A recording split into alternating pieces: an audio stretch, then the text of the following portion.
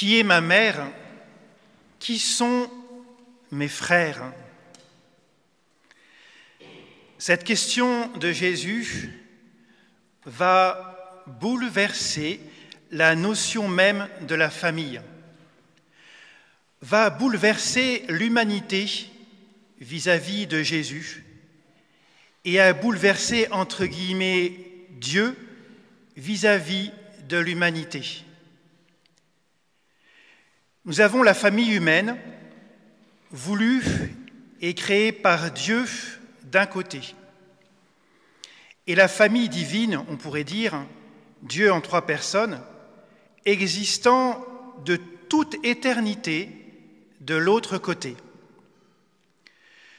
Deux entités avec presque une infinie différence. Une limitée et qui a une origine, et l'autre illimitée et sans commencement. L'une qui provient de Dieu et l'autre qui est Dieu.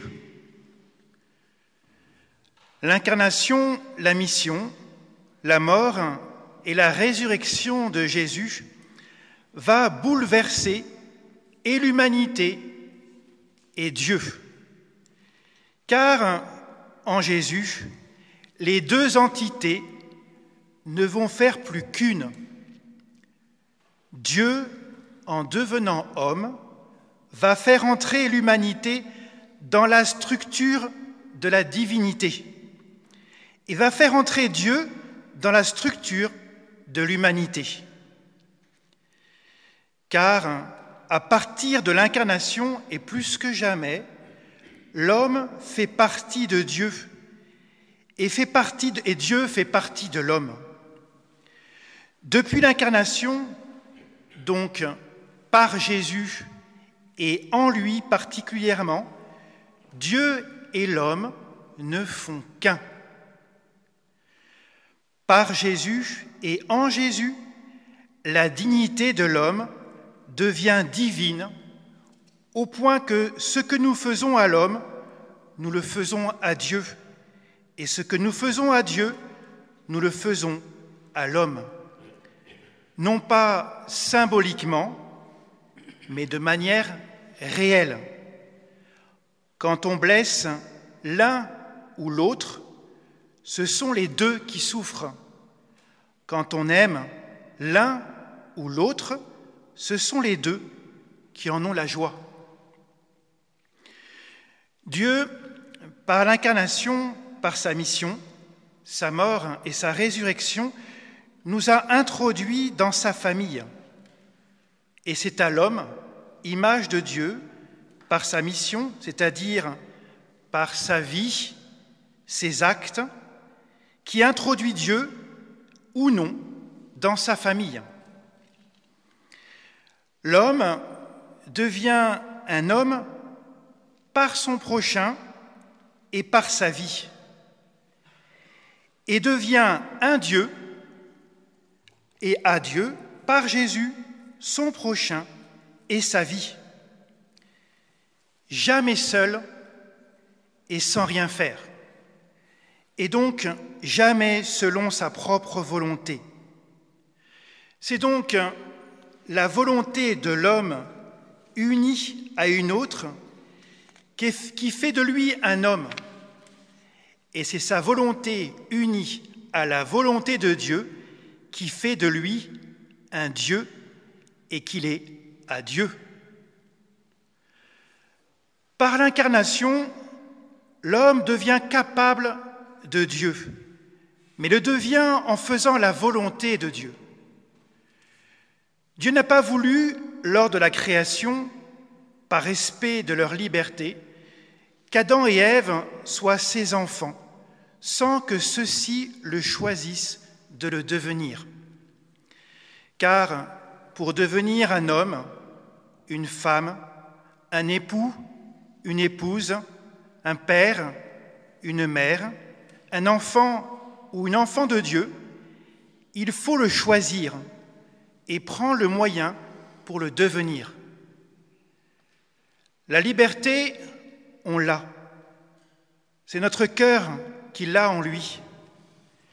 Les moyens, c'est Dieu qui nous les transmet en la personne même de Jésus.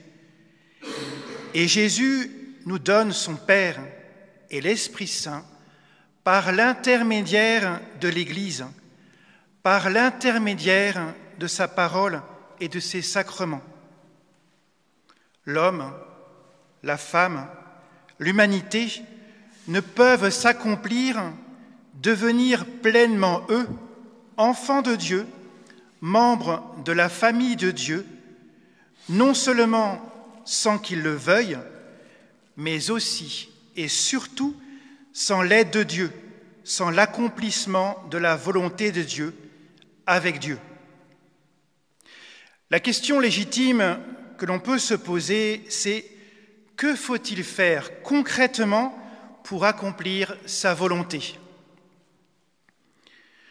Nous faisons quantité de choses dans la journée, avec un seul but, être meilleur.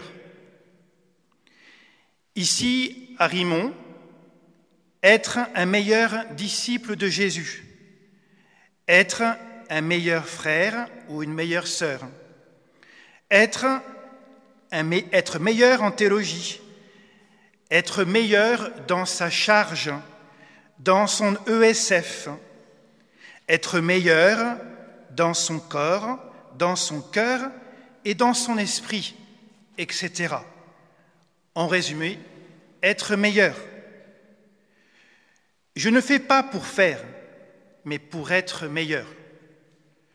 Malheureusement, il y a des choses que je fais et qui ne me rendent pas meilleur. C'est ce qu'on appelle le péché.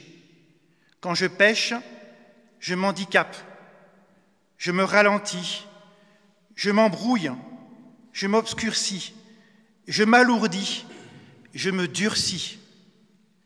Plus je fais ce qui me fait grandir, plus j'accomplis ce que Dieu veut de moi. Il veut mon accomplissement. Enfin, pour finir, quelles sont les activités les plus grandes qui me permettent d'obtenir le plus grand accomplissement, le plus grand épanouissement? C'est d'imiter celui qui a fait les plus grandes activités et qui est devenu le plus grand homme. Les plus grandes activités, les meilleures activités pour chacun d'entre nous, nous sont données par le plus grand homme. Et en faisant ce qu'il a fait, en écoutant ce qu'il nous dit de faire, nous devenons ce qu'il est. Nous grandissons en compétences, qu'avec et sous le conseil de gens compétents. Si je veux être compétent en théologie, j'écoute et je me mets à l'école d'un bon théologien, en accomplissant sa volonté de bon théologien. Plus il est compétent, plus j'aurai de plaisir à l'écouter et à me mettre à son école, à être son disciple en théologie.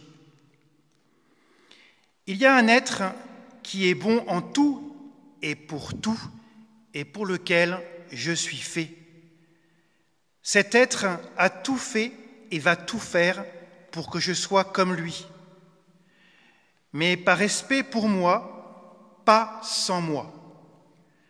Cet être, c'est le Verbe de Dieu. Dieu fait homme, Jésus. Il va accomplir pleinement la volonté du Père afin de m'aider à l'accomplir, pour devenir ce qu'il est, Fils de Dieu, pour devenir son ami, son frère, sa sœur, sa mère, pour être un avec lui, son Père et l'Esprit Saint, pour être membre à part entière de la famille de Dieu, lumière de la lumière, amour de l'amour, être comme Dieu.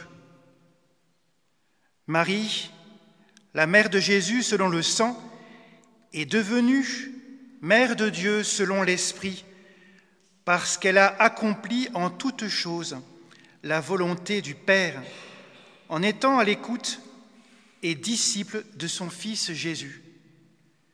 Prions-la pour que nous comprenions que nous sommes tous faits pour le meilleur. Nous sommes tous faits pour devenir enfants de Dieu, fils et filles du Très-Haut, en devenant disciples de Jésus, en faisant ce qu'il y a de mieux, la volonté de Dieu.